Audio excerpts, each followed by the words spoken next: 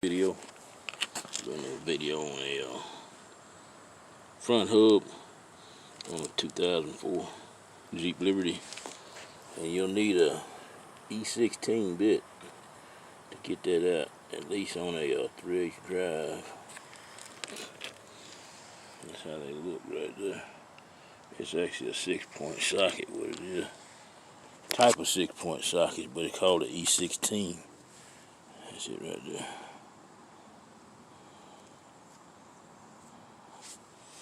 To get them out, the way I got them out was I put a little PB blaster on them, let them sit for a little while, and then hit them with a punch. Homemade punch right here, and that broke them, so I could back them out. All right, that installed.